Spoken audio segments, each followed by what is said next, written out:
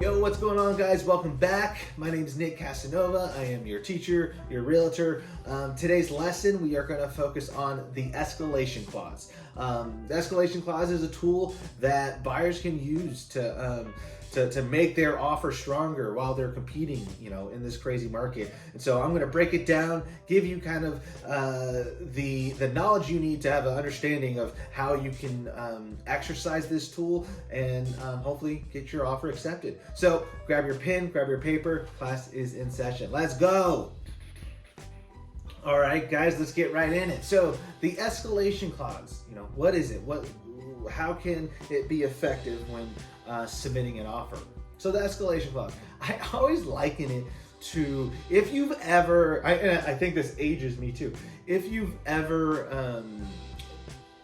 been in an eBay auction, on eBay, right?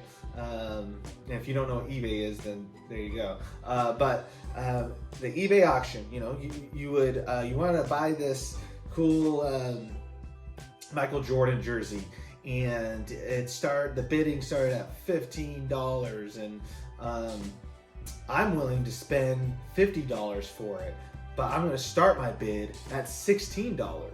And every single time my bid gets beat, well, mine's going to increase by $2.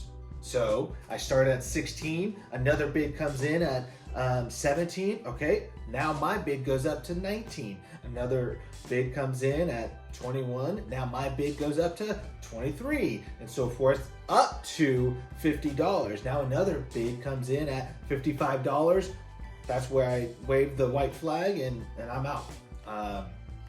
So essentially, the purpose of doing it is, one, not paying more than you have to, right? In a competitive situation, saying I'm on a $600,000 home, and maybe you are willing to pay $700,000 for it. Let's just say you are willing to pay $700,000 for it. That doesn't mean everyone else is. So when there's multiple offers and you utilize the escalation, well, now I submit my offer at $600,000, and I want to increase my offer. Let's say I would suggest $5,000 to $10,000 for every single time my offer is beat. So every single time my offer is beat, my offer will increase $5,000 to $10,000 up to my max $700,000 bid, right? When my threshold of $700,000 is beat, I am not liable, I am not required to move forward. Anything over the 700. So like I said, one, it allows you not to pay more than you have to, but two, it also just shows you your strength. But I always recommend this, because I've had buyers say, hey Nick, right out the gate, let's use an escalation, when there's no offers on the table yet. And you never want to utilize an escalation when there's no offers on the table. Here's why.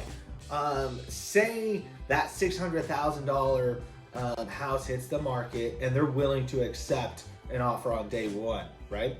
Well, if I present an offer at $600,000 saying I'm willing to go to $700,000 with my escalation, well, now it's in the seller's best interest to wait for a second offer to come in to activate your escalation. Does that make sense? Why would he accept it knowing you'd be willing to go further? And so typically in that scenario, I'd say pick a number in between that 600 to 700 that you'd be willing to buy this house at, and just go clean, no escalation. And the escalation, when, say you submit that escalation up to $700,000, not only if your offer was accepted, and say it maxed it out, your offer was accepted and you're buying this house at $700,000, some buyers are like, hey Nick, how do we know they're honest? How do we know that they have an offer that escalated my offer? Seller listing agent has to provide the competing offer to you, so that when you receive, when they accept it, you can see that it was legit, and we were competing against someone who went up to 690, and you know, and so,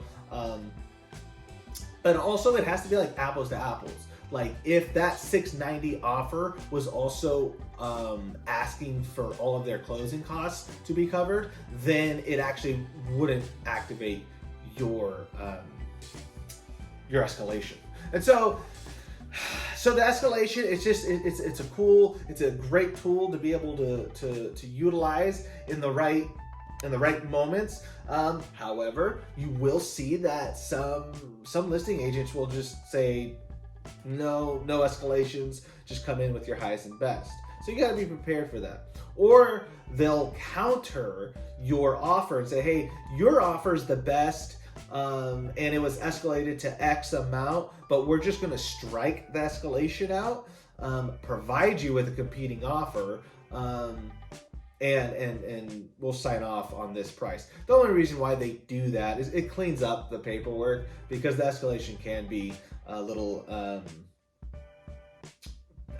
tedious, I guess you could say. But like I said, it's a great tool to be able to use, not only to show your strength, but also to keep you from paying more than you have to, but protecting you from paying over what you would want to. So that's the escalation clause. I hope that was helpful. Yeah, guys, class is dismissed. Let's go. All right, there you have it, folks. The escalation clause, how it can help you make a competitive offer. You know, in this market, I mean, in this market, in any market, any way you can make your offer look more appealing, you know, you're just going to be better for it. And the escalation clause is a very relevant tool that we are seeing utilize in a lot of offers. So I hope that information was helpful. Again, guys, you can watch the CASA course, all of the courses at nickcasanova.com. You can also listen to these courses if you're on the road, say maybe in an airplane. You can go to the podcast, just search the CASA course, any sort of podcast streaming platform. So you guys, my job here is to equip you and educate you on this market to help you become successful. So if you have questions, slide into the DMs. I'm here to help. Till next time, cheers.